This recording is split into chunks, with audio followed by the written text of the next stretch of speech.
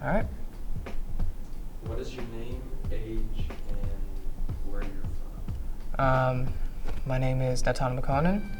I am 20 years old. I am from a little town called Burnsville, Maryland. It's in Montgomery County, right above DC. I've always lived kind of very close proximity to Washington, DC my entire life. My parents were very big on introducing me to a lot of stuff. They claim they're the reason why I read a lot, but it was a group effort. They gave me the books to read, and I reciprocated by wanting to read the books. With film specifically, it's just kind of always been a part of my life. It's been this thing where even if it's been invisible, it's there. It has affected me in ways that I can't even explain. And to me, for film, the reason why I'm so excited to be a part of it is because it's something that changed my life, along with all the other mediums out there, especially books and shows and music.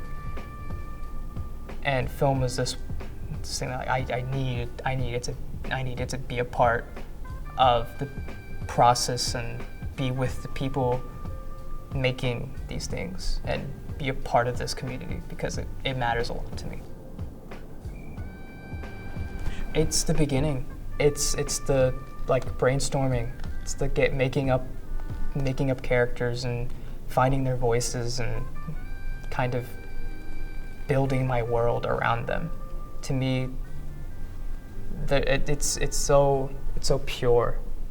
That kind of mind to paper kind of connection when you just get in that flow state and you just keep writing and you keep writing and you keep writing and you're like, it's gonna be like this, it's gonna be like that.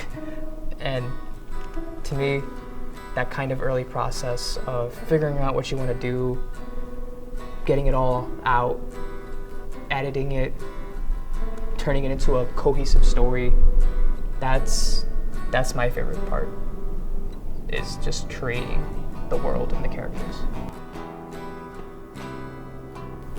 With film, it's such a collaborative thing that I was like, no, I need to be there with people, and I need people to be there to help me, whether that's teachers or peers. So I decided for film, that's if anything, if I was gonna go to college for anything, it was gonna be for film. Generally in life, what keeps me going is people. It's just like these simple things. The other day, I was exhausted. Like I was running around all day, and I was just like, okay. I went back to my dorm, and I went into the elevator with this girl, and we had like a really positive interaction. It was like she did a heavy sigh, and I was like, yeah.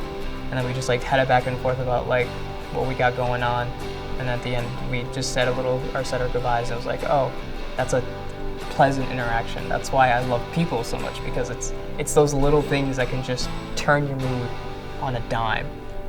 Incorporating people, especially into film, like I said, film's collaborative. People are going to be involved in every process. It's amazing how many people can be involved in a film.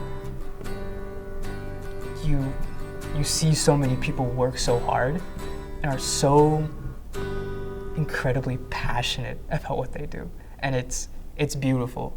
I've seen my friends, people I don't know, and I've seen them just grind and grind and grind, and it's like, this is why I do this. I do this for these people. Not even just for those people, but even still, people out there who don't know their place and who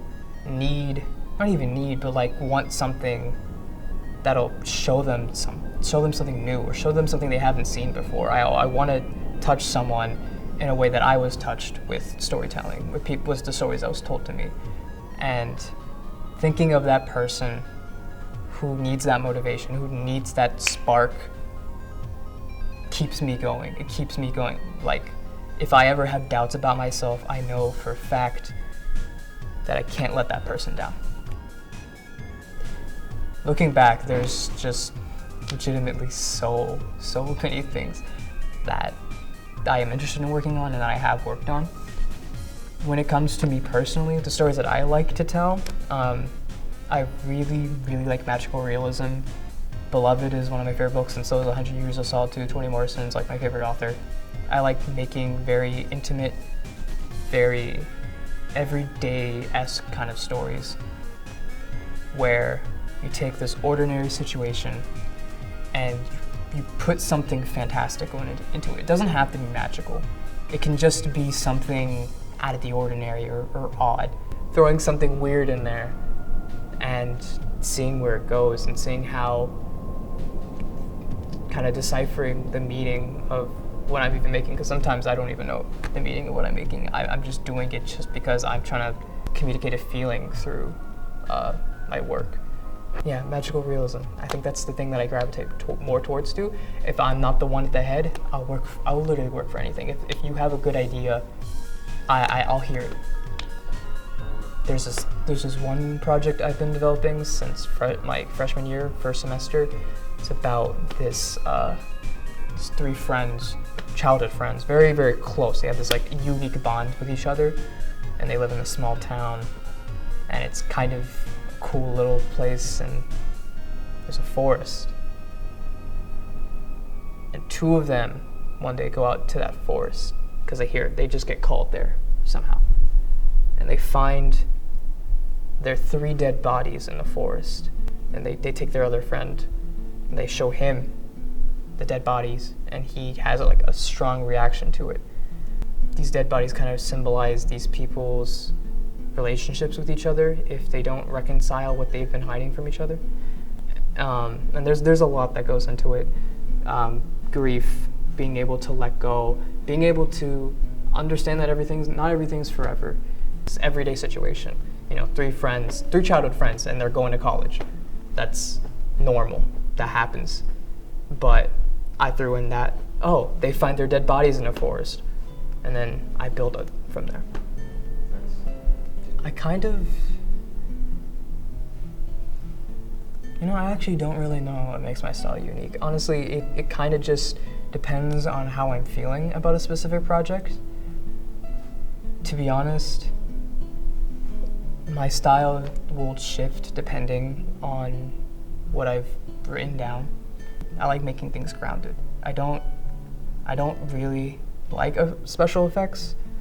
And makeup is good. I adore makeup from a distance.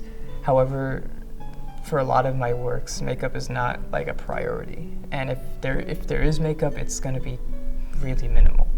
Even if there's something weird or fantastic about it, like, we're technically in a dream the entire film.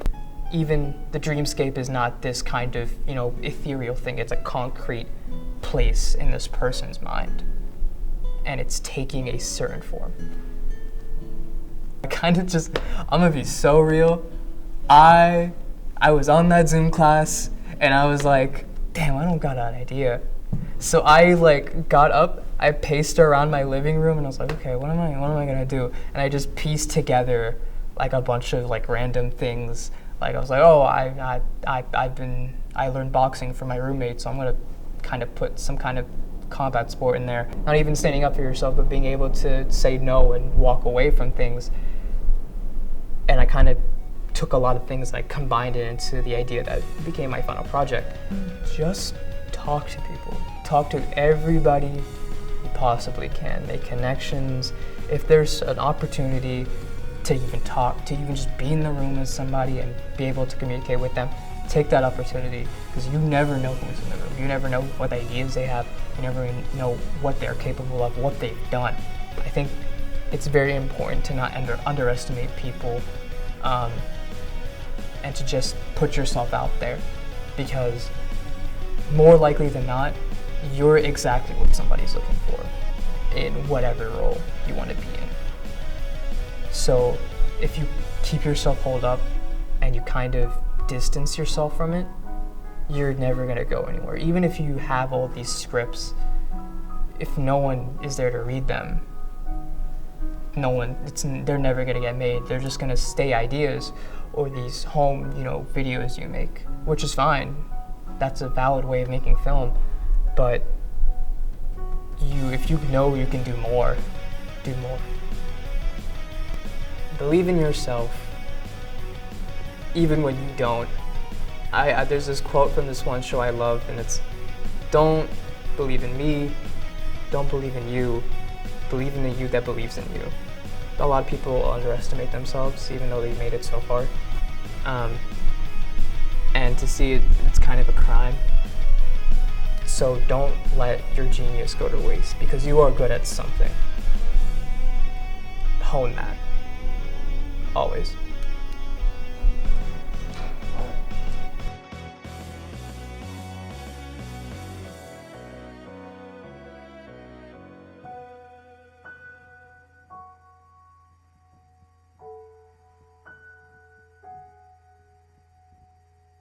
There is my Instagram. I don't use it too often now, so sometimes I get active on there. It's it's No One Ever Really Dies, but it's really weirdly spelled. It's NO_ONEVEREALLY. And the reason why it's really hard to like tell people is because the E in one and ever are the same, and the R in ever and really are also the same. So it's not no one EVERREAL. It's EVEREALLY. So like they're combined. And I was really happy with that, but it kind of makes it hard to tell anybody about it. And then there's my YouTube channel. It's just to do make art. It's literally, I was like, I wanted to find like a unique tag to put it like on my channel, and I was like, just do make art. Yeah, that works. I even have some stuff on there right now. I have my D1 there. I have a few editing projects I've done. There's gonna be more. Of course, there's, if you want to see a little bit more of my writing, it's my letterbox. It's Juzo Suzo, JUUZOUSUZOU, and that's just like a lot of my writing with film and kind of expressing my ideas, which I do a lot. And that's generally it.